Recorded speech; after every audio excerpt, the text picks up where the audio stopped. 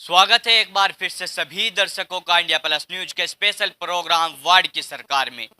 India plus news की team आज देवबंद में मौजूद है और इस समय हमारे साथ मौजूद हैं बहुजन समाज पार्टी के चेयरमैन पद के प्रत्याशी, जो इस समय जनता के बीच जाकर बड़ी बड़ी बातें कर रहे हैं। लेकिन आपको बता दें कि जनता ने देवबंद की इनके पिताजी का कार्यकाल यहाँ पर पिछले 5 सालों में देखा है, उसके आधार पर इस बार कहीं ना कहीं जनता को इनसे उम्मीदें बनी हुई हैं। तो आइए सीधा बात कर लेते हैं। बहुत बहुत स्वागत है। शुक्रिया। अपने बारे में बताइए। आपके पिताजी किसी परिचय के मोहताज नहीं हैं, लेकिन अब आप युवा पीढ़ी पे जिम्मेदारी आ गई, तो अपने बारे में दर्शकों। सबसे पहले तो सभी को मेरा सलाम, नमस्कार सभी को। इस बार जो चुनाव हो रहे हैं उत्तर प्रदेश में नगर निकाय के, मैं देवबंद नगर पालिका से चेयरमैन सीट का प्रत्याशी हूं और बसपा से मैं ये चुनाव लड़ रहा हूं। मेरे पिताजी ज़ियाउद्दीन अंसारी पिछली योजना में यहाँ पर बसपा से ही नगर पालिका के चेयरमैन रहे हैं और सन 2000 में भी हम यहाँ से चुनाव जीते थे, वो भी हम बसपा पार्टी से ही जीते थे। तो इस बार जैसे आप एक युवा चेहरा हो, तो कहीं ना कहीं आपसे जो है यहाँ की युवा पीढ़ी को भी उम्मीदें बनी हुई हैं कि जी उनके पिताजी का कार्यकाल भी देख लिया है और अब उन पे जिम्मेदारी आ गई है, तो उम्मीदें कुछ बढ़ जाती हैं। तो किस तरह से आप जनता की उम्मीदों पे खरे उतर पाओगे?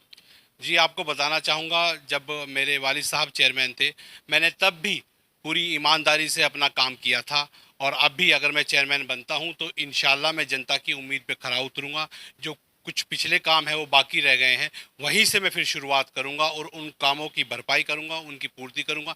किसी को भी निराश नहीं होने दूँगा, वो चाहे गरीब आदमी है या अमीर आदमी है, ये कोई बुज़ुर्ग है, कोई बच्चा है, कोई भी है, मैं सबकी उम्मीदों पर खरा उतरूँगा। तो आप जैसे पिताजी के कार्यकाल में क्या वो चीजें पिताजी के कार्यकाल में हुई है कि उस आधार पे जनता आपको रिपीट कर सकती है? मेरे पिताजी के कार्यकाल में इतने रिकॉर्ड काम हुए हैं जो पिछले किसी भी चेयरमैन के कार्यकाल में नहीं हुए थे। हमने सन 2000 में भी, जब मेरे पिताजी चेयरमैन बने थे, उस टाइम तो देवबंद की हालत बहुत बुरी थी। सारी कच्ची सड़कें थी, पूरे शहर को उन्होंने लाइटों से जगमगा दिया था, पूरी सारी सड़कें बना दी थी। और अब जब ये 2017 में चेयरमैन बने थे, हालांकि मेरे पिताजी बेनतिया बीमार हैं, डायलिसिस हो रही है उनकी और कोरोना का भी दौर रहा है, इन सब के बावजूद भी मेरे पिताजी ने भरपूर रिकॉर्ड काम कराए हैं। आप जाके शहर में घूम सकते हैं, कहाँ कहाँ की सड़कें बनी हैं, आप मेरे साथ चलिएगा, मैं आपको सारी डिटेल दे दूंगा, सारी सड़कें दिखा दूंगा बिल्कुल आपको। जिस तरह से आपके पिताजी ने रिकॉर्ड बनाया है, तो क्या आप भी कोई इस तरह के ऐतिहासिक काम करोगे, रिकॉर्ड बनाओगे? निश्चित रूप से बिल्कुल करूंगा, उनसे ज़्यादा करूंगा। आपको बताऊं, और जो नए कैंडिडेट आ रहे हैं तो ये तो सब नौ सीखे हैं, लेकिन मेरे पास मेरे पिताजी के एक्सपीरियंस, उनका एक्सपीरियंस भी मेरे साथ है। उनके एक्सपीरियंस को साथ लेकर मैं चल रहा हूं और मैं जनता से वादा करता हूं कि जो रिकॉर्ड कार्य इन 5 सालों में होंगे वो कभी नहीं हुए होंगे। मैं सारे पिछले जो रिकॉर्ड हैं वो सारे ध्वस्त कर दूंगा और इंशाल्लाह देवबंद को जगमगा दूंगा, देवबंद को एक ऐसा ग्रीन सिटी बना दूंगा, देवबंद की सारी सड़कें बना दूंगा।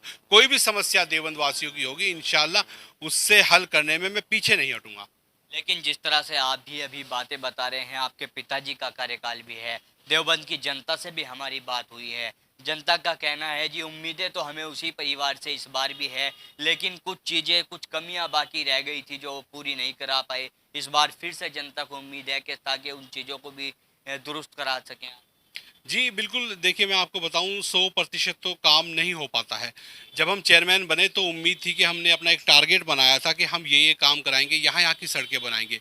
लेकिन उस वक्त मालूम नहीं था कि मेरे पिताजी की तबीयत भी ख़राब रहेगी और कोरोना भी आएगा। 2 साल हमारे कोरोना ने भी ख़राब कर दिए हैं। हमारी जो एड आती थी, जो हमारे नगर पालिका में पैसे आते थे, वो भी बीच में कम आए हैं और ये सभी जानते हैं, मुझे बताने की ज़रूरत नहीं है। वो चाहे विधायक की निधि हो या सांसद की निधि हो, सभी की निधि काटी गई थी। तो जो हमने एक इरादा बनाया था कि हम इन पिछले 5 साल में ये काम कराएंगे, उनमें कुछ काम बाकी रह गए हैं।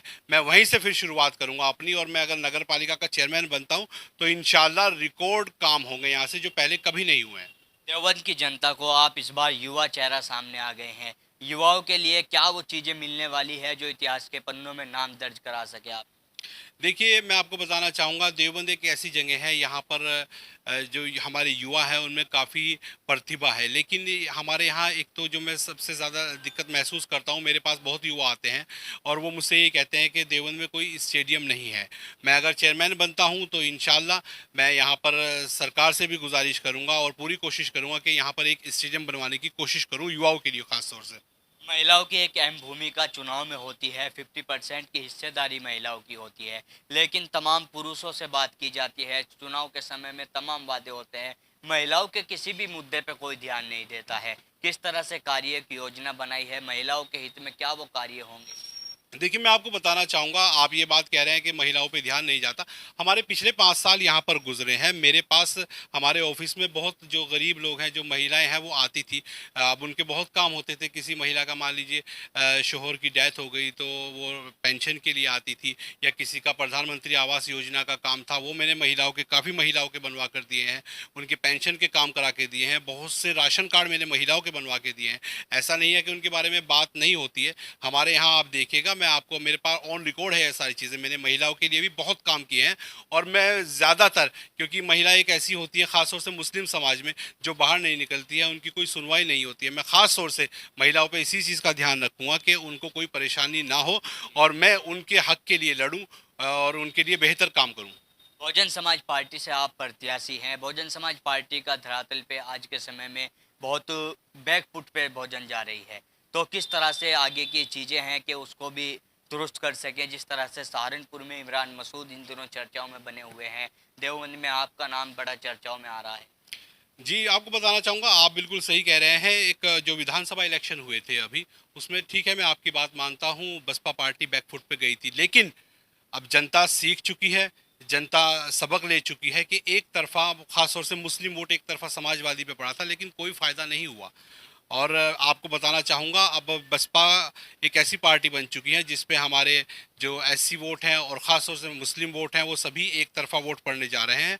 और इसके अलावा सहारनपुर ज़िले में इमरान मसूद ने जब से बसपा ज्वाइन की है तो एक भूचाल सा आ गया है। भूचाल की बात आपको ये बताऊंगा कि समाजवादी को मेयर प्रत्याशी ही नहीं मिल रहा था सहारनपुर से। अब आप ये देखिए कि हर आदमी का रुझान सिर्फ बसपा की तरफ है। तो जैसे आपने अभी जिक्र किया है कि सहारनपुर में जब से इमरान मसूद बसपा में आए हैं तो भूचाल सा आ गया है। तो अगर बात की जाए, अभी एक घटनाक्रम हाल ही में हुआ है, अतीक अहमद की पुलिस कस्टडी में जिस तरह से हत्या की गई है, उसके बाद से मुस्लिमों का जो रुझान है वो कहीं ना कहीं अलग अलग प्रतिक्रियाएं सामने आ रही हैं। तो क्या इस चुनाव को जिस तरह से जो चर्चाएं हो रही हैं कि उसका असर इस चुनाव पे सीधा पड़ने वाला है? देखिए, चुनाव पे प्रभाव तो मैं मानता हूँ पड़ेगा, लेकिन आपको बताऊंगा, ये जो घटना हुई है, हमारे नेताजी ने भी बोला है, इमरान मसूद साहब ने, ये बहुत ही निंदनीय घटना है। देखो, पुलिस कस्टडी में अगर ऐसा होने लगा तो आम आदमी कैसे सुरक्षित होगा? आप मुझे बताइए। अतीक अहमद जो हैं, पूर्व सांसद थे वो, उनके साथ ऐसा हुआ है और वो भी पुलिस कस्टडी में, वो मेडिकल के लिए गए थे और उन पे हमला हुआ है। तो ये बताइए कि हमारे ये जो योगी जी हैं, हमारे जो मुख्यमंत्री हैं, वो ये दावा करते हैं कि हमारे उत्तर प्रदेश में से गुंडा राज खत्म हो गया है। कहाँ गुंडा राज खत्म हुआ है? अरे, एक गुंडे को मिटाने के लिए आपने दूसरे गुंडे पैदा हो रहे हैं, ये बताइए कहाँ का इंसाफ है ये?